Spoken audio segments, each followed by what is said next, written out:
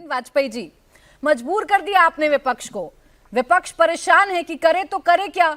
यहाँ चुनाव प्रचार खत्म हो गया, आप मौन साधना करने बैठ गए और लेकर चले गए पूरे कैमरे की फौज, जिसकी वजह से लग रहा है कि चुनाव में हो जाएगी दिक्कत विपक्ष को। बौखलाहट, घबराहट, हताशा, डर, ये घुस गया विपक्ष के अंदर और विश्वास है नहीं।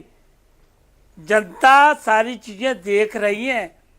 ये सनातन को भी गालियां देते हैं, अजीज खान साहब तो नहीं देते, लेकिन जो हमारे हिंदू भाई नेता हैं वो गालियां सनातन को भी देते हैं।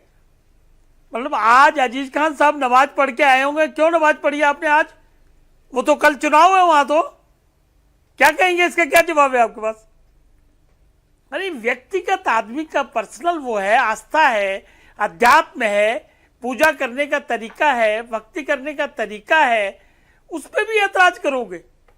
वो कैमरे तो जाएंगे भाई साहब, कैमरे तो प्रधानमंत्री है, तो पल पल में कैमरा जाता है हर जगह। और ये इस प्रधानमंत्री का नहीं है, सभी प्रधानमंत्रियों के साथ कैमरा चलता है।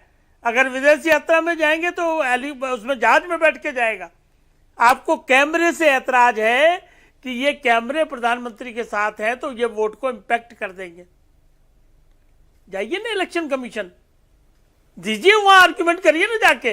वो नहीं करते, गए एप्लीकेशन देके छुआ के और मार के आ गए। क्यों नहीं करते? क्योंकि किसी चीज में तथ्य नहीं है, कोई लॉजिक नहीं है। संविधान इस बात की इजाजत देता है कि मैं कैसे भक्ति करूंगा, मैं कैसे खाना खाऊंगा, मैं कहां घूमने जाऊंगा, ये सब व्यक्तिगत अधिकार होते हैं आदमी के। आप उस पर भी रोक लगाना चाह रहे हो क्या? कांग्रेस का तो चलो मेंटेलिटी समझ आई, इन्होंने तो इमरजेंसी लगाई थी, 5000 पत्रकारों को डाला था, 1.5 लाख नेताओं को जेल में डाला था, उनकी तो बात हमें समझ आई। लेकिन समाजवादी पार्टी की बात क्या है इसमें? समाजवादी पार्टी हिंदू विरोधी है, ये भी समझ आई। राम मंदिर में जब आंदोलन कर रहा था तो उनके गोलियां चलवाई थी राम भक्तों पे, ये भी समझ आया। लेकिन आज किस बात का विरोध है भाई? हर चीज का विरोध करना है प्रधानमंत्री का, मोदी का। सवाल ये ना वाजपेयी जी कि अगर ये पर्सनल मैटर है, आपकी अगर आस्था है, आप अपने धर्म के प्रति अपनी आस्था को उजागर करना चाहते हैं, तो उसे सबके सामने प्रदर्शित करने की जरूरत क्या है? ये सवाल है विपक्ष का। आप पर्सनली करिए ना। अजीज खान जी ने अगर आज नमाज पढ़ी है तो खुद अपने घर में या मस्जिद में जाकर पढ़ी, किसी को पता तो नहीं चला ना वाजपेयी जी? मैं भाग्यवश देश की जनता का प्यारा और दुलारा प्रधानमंत्री हूं, 140 करोड़ जनता की, और प्रधानमंत्री के नाते कैमरे जाएंगे। और ये मेरे साथ नहीं जाते हैं, कोई भी देश का प्रधानमंत्री। पीछे देखिए इंदिरा गांधी का, मुझे याद है आज कौन से कपड़े पहने, शाम को कौन से कपड़े पहने, आज कहां डांस कर रही हैं, आज कहां भाषण देने जा रही हैं, आज किस दलित के यहां खाना खाने जा रही हैं, सब चीज बाकायदा कैमरे साथ साथ चलते हैं। ये मीडिया को क्यों लपेटने चाह रहे हैं? मीडिया पे क्यों आरोप प्रत्यारोप कर रहे हैं? ऐसे चुनाव नहीं जीता जाता, माफ करना। अब तो 58 सीटें बची हैं, कल जो पोलिंग होनी है। मेजर पार्ट तो 95% तो हो ही गया चुनाव। अब भी डरे जा रहे हैं कि 58 सीटों को प्रभाव पड़ जाएगा।